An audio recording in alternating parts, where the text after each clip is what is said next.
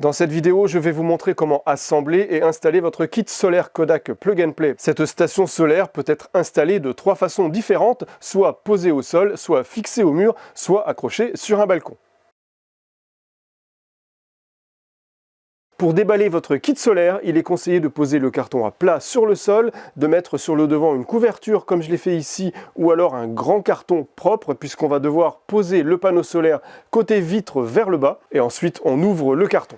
J'ai donc fait glisser le panneau en dehors de son carton pour le poser face contre le sol. De cette manière, on peut facilement procéder aux opérations d'assemblage avant de le poser à l'endroit définitif. Si vous branchez votre kit solaire sur une prise équipée d'une prise de terre, vous n'aurez pas besoin de mettre à la terre à la fois le panneau et l'inverteur. Dans le cas contraire, il faudrait relier l'inverteur au cadre avec ce câble de terre. D'un côté, on le visse sur l'inverteur et de l'autre côté, on le visse sur le cadre. À l'aide d'une pince coupante, je coupe tous les serre-câbles qui ont servi au transport.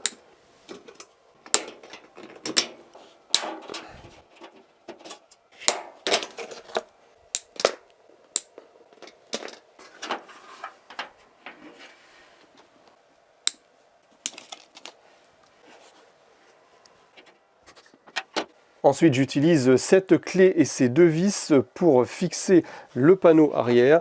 Donc je soulève le panneau et je vais lever ici également. Et je vais donc assembler ici cette partie-là. Je prends la vis que je vais venir rentrer ici dans le trou.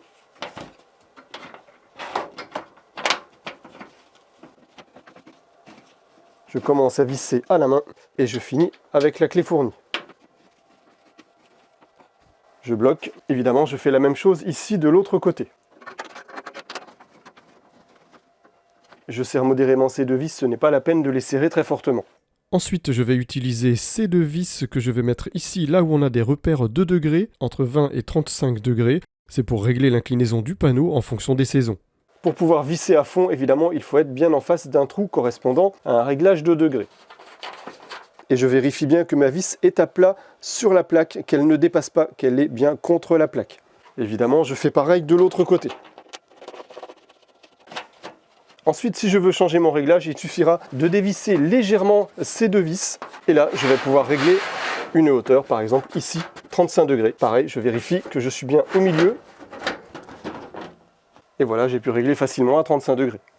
Maintenant, je réalise la connexion du panneau à l'inverteur. Je prends le câble positif ici, que je mets dans la borne plus ici. Il n'y a pas moyen de se tromper, hein, ce sont des prises avec des trompeurs. Le câble du bas, c'est pareil. Je le prends et je vais le connecter sur l'autre prise de l'inverteur, la prise négative ici.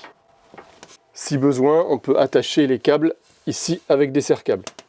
Le voyant ici indique que j'ai du courant qui arrive via les panneaux solaires dans l'inverteur. Ensuite, il faudra connecter ce câble à une prise de courant de votre domicile.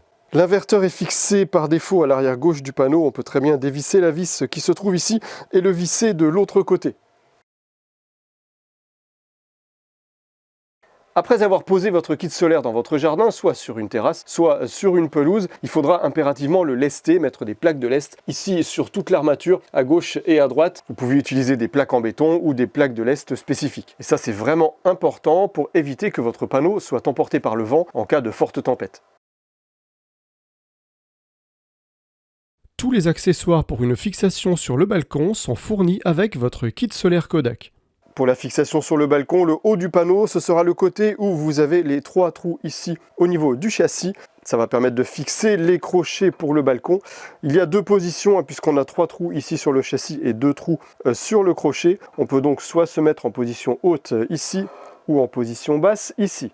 Je prends 2 tiges filetées et 2 rondelles. Je mets une rondelle sur chaque tige filetée. Ensuite, je viens présenter mon support à la hauteur désirée. Je passe mes 2 tiges filetées avec mes 2 rondelles. De l'autre côté, je prends cette petite rondelle que je mets au bout et je complète par l'écrou. Je fais pareil sur la vis du bas. Voilà ce qu'on doit obtenir à l'arrière.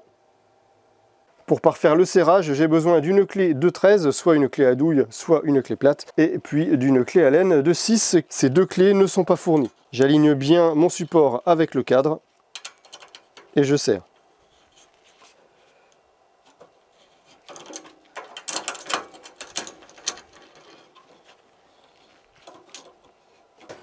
Évidemment, on fait pareil de l'autre côté.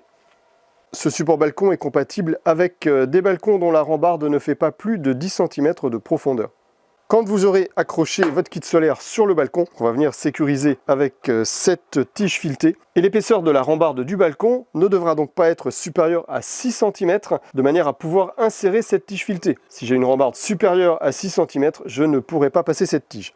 Cette tige s'installe de la même manière que tout à l'heure. On met d'abord la rondelle sur la tige. Et puis de l'autre côté, on va utiliser la petite rondelle et l'écrou.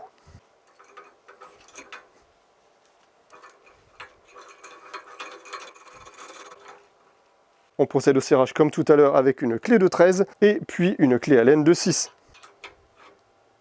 Il n'est pas nécessaire de serrer très fort, sinon vous risquez de plier cette armature ici si votre balcon ne fait pas pile 10 cm de profondeur.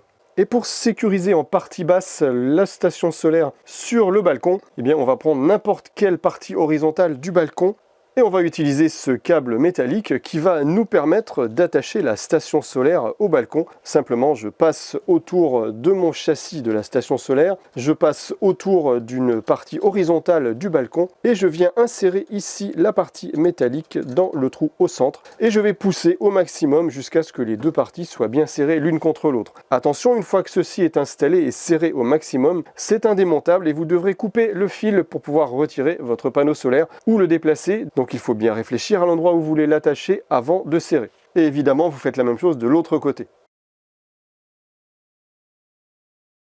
Pour une fixation murale, il y a 4 chevilles qui sont fournies. Vous pouvez aussi évidemment utiliser votre propre système de fixation en fonction du matériau de votre mur.